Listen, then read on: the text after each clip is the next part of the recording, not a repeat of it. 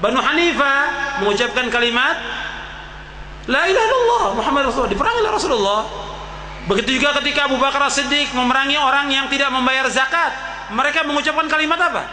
Asyhadu an la ilaha illallah wa asyhadu anna Muhammad Rasulullah. Ada contoh dari salaf. Nabi memerangi Banu Hanifah, padahal mereka mengucapkan kalimat la ilaha illallah. Abu Bakar memerangi orang yang tidak membayar zakat, padahal mereka mengucapkan la ilaha illallah, karena zakat merupakan hak la ilaha illallah. Mereka tidak bayar, diperangi oleh Abu Bakar As-Siddiq radhiyallahu anhu. Begitu juga Ali bin Abi Thalib radhiyallahu memerangi Khawarij. Khawarij mengucapkan kalimat la ilaha illallah Muhammad Rasulullah. Bahkan Nabi mengatakan kalau seandainya dia ada kelompok itu, aku akan bunuh mereka seperti pembunuhnya kaum Ad. Dan mereka mengucapkan syahadat dan mereka rajin ibadah, tapi karena mereka melanggar ketentuan dari syariat ini. Begitu juga Ali bin Abi Thalib membakar orang-orang mengatakan Ali sebagai Tuhan, dibakar oleh Ali bin Abi Thalib. Sebagian sahabat mengingkari karena tidak boleh dibakar, dibunuh, jangan dibakar. Jadi Ali berijtihad untuk membakar mereka, padahal mereka mengucapkan kalimat la Allah. Karena apa? Mereka telah menyekutukan Allah Subhanahu wa taala.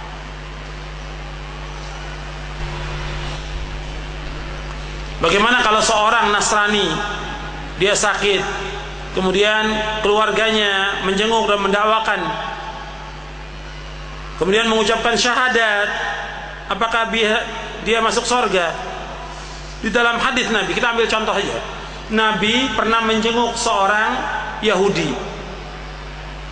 Yahudi kafir, sama dengan Nasrani tadi yang dicontohkan. Kemudian orang ini disuruh Nabi masuk Islam. Jadi Nabi menjenguk tujuannya untuk apa? Untuk dakwah, bukan menghibur, bukan menghibur orang kafir. Tujuannya Nabi menjenguk untuk dakwah. Kemudian Nabi menyuruh masuk Islam. Dia melihat kepada bapaknya. Melihat bapaknya, boleh apa tidak masuk Islam? Kata bapaknya, "Ati' Abul Qasim, kamu taati Abul Qasim." Kemudian si anak ini mengucapkan, "Asyhadu an la ilaha illallah wa asyhadu anna Muhammadar Rasulullah." Apa kata Nabi? Alhamdulillahilladzi anqadhahu minan nar. Nabi mengucapkan segala puji bagi Allah yang telah menyelamatkan anak muda ini dari api neraka. Jadi kalau dia mengucapkan kalimat ini, selamat dari api neraka, dimasukkan ke surga. Di dalam kitab Safinah disebutkan bahwa mana la ilaha illallah adalah la ma'budu bihaqqin fil wujudi illallah. Apakah benar? Benar. Kalimat ini benar. Sebenarnya sudah enggak perlu lagi fil wujud.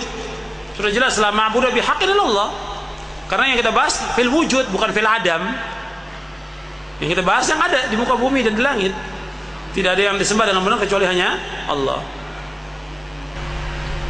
Sekarang dukun-dukun ini banyak tersebar di mana-mana, termasuk juga ditayangkan di televisi, kemudian juga disiarkan di radio dan yang lainnya. Nah, bagaimana tentang mengkafirkan ini? Ya, tetap kita menyampaikan hujjah, dan ini kewajibannya para ulama untuk menjelaskan. Arti kewajiban para ulama untuk menjelaskan kita dalam masalah kafir mengkafirkan, ini hukum syar'i dan haknya adalah hak Allah yang kemudian dilanjutkan oleh para ulama.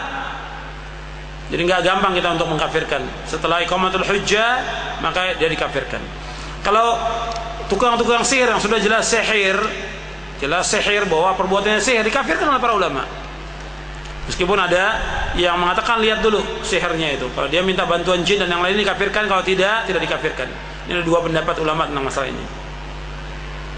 Kalau dalam Al-Quran jelas dikatakan bahwa sihir itu kafir.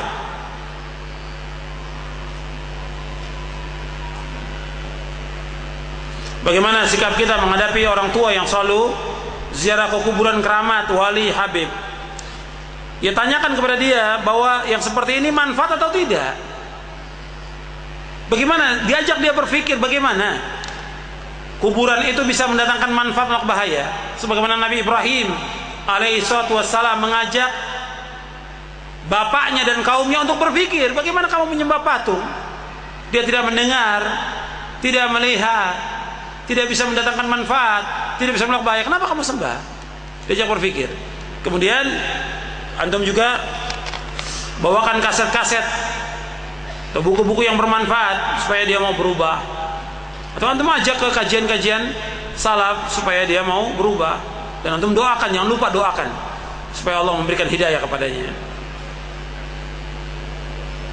Mana yang akan ditegakkan di hari kiamat? Tentang yang ditegakkan dari kiamat, yang pertanyaan pertama yaitu tentang la ilaha illallah, kemudian tentang salat menurut nas hadis, yaitu tentang salat. Tapi tetap tentang masalah la ilaha illallah akan ditanya oleh Allah, bagaimana kalian menyembah dan bagaimana kalian beribadah kepada Allah SWT, sebagaimana penjelasan Al-Imam Ibnu Qayyim. Mengapa kita dilarang minta tawassul kepada Nabi SAW? Bukankah ada hadis ucapan salawat kepadaku di mana saja kalian berada, karena salawat kalian akan sampai kepadaku? Betul, nasnya sahih. Nabi menyuruh kita untuk salawat. Wasallu haitsuma kuntum fa inna salatakum tablughuni. Salawatlah kalian di mana saja kalian berada, karena salawat kalian akan sampai kepadaku. Tapi dari sini tidak ada keterangan untuk tawassul. Kita ambil contoh yang jelas di zaman sahabat, ketika mereka mengalami kemarau yang panjang, kesulitan, gak ada sahabat yang datang ke kuburan Nabi, gak ada, tidak ada. Ketika terjadi kemarau di zaman Umar bin Khattab radhiyallahu an, Umar tidak tawassul dengan kuburan Nabi, tidak. Umar datang kepada Abbas bin Abdul Muthalib. Dulu pada zaman Nabi, ketika Nabi masih hidup, kami mohon kepada Nabi agar Nabi memohonkan kepada Allah agar turunkan hujan. Nabi memohon dan turun hujan, dan Nabi sekarang sudah wafat. Maka Abbas berdoa, Umar berdoa radhiyallahu anhum ajma'in, dan sahabat yang berdoa, kemudian turun hujan. Jadi enggak dibenarkan tawassul dengan orang yang sudah meninggal, tidak boleh. Bagaimana kalau ada orang yang meninggal dan belum sampai kalimat syahadat kepada dia? Ya kembali kepada ayat, wa ma kunna mu'adzibina hatta nab'atha rasula, dan kami tidak akan mengadab satu kaum sampai kami mengutus seorang rasul, dan mereka nanti akan diuji nanti pada hari kiamat. Bagaimana kita untuk bisa istiqomah dengan kalimat syahadat kita dan jauh dari perbuatan syirik? Yang pertama, kita mempelajari thalabul ilmi, yang membaca buku ini, Syarah Rukun Islam ini, dan juga buku-buku yang lain yang menjelaskan tentang masalah syahadat sesuai dengan pemahaman salaf.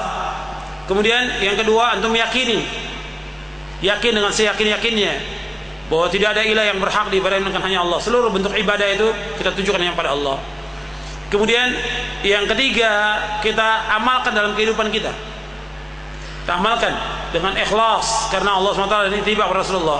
Yang keempat, kita berdoa agar kita dijauhkan dari perbuatan syirik. Jauh dari perbuatan syirik. Allahumma inna na'udzubika min an nusyrika bika syai'an na'lamuhu wa nastaghfiruka lima la na'lamuhu. Dan berdoa, dan kita bergaul kepada orang-orang yang betul-betul mentauhidkan Allah, dan mohon kepada Allah agar kita istiqomah, minta kepada Allah agar kita istiqomah di atas kalimat ini. Dan kalau kita tetap istiqomah, Allah akan kuatkan kita, sebab Allah berjanji akan menguatkan. Jadi orang yang beriman, yutsabbitullahu alladhina amanu bil qawli tsabit fil hayati dunya wa fil akhirah. Allah akan kokohkan orang yang beriman dengan perkataan yang kokoh dengan la ilaha illallah ini di dunia dan di akhirat nanti.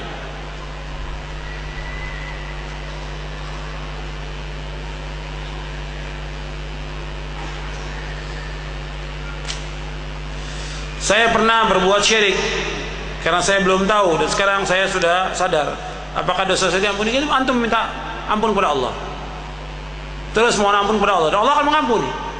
Semua orang yang berbuat dosa besar apa saja, kalau dia minta ampun sebelum rohnya berada di kerongkongan, sebelum matahari terbit dari barat, diampuni dosanya. Allah mengampuni semua dosa.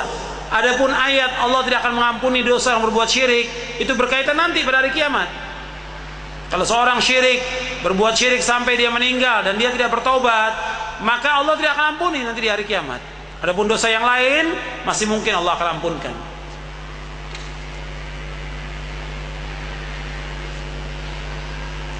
Kalau kita berdoa di kuburan tujuannya untuk mendoakan si mayit, apakah termasuk syirik? Tidak.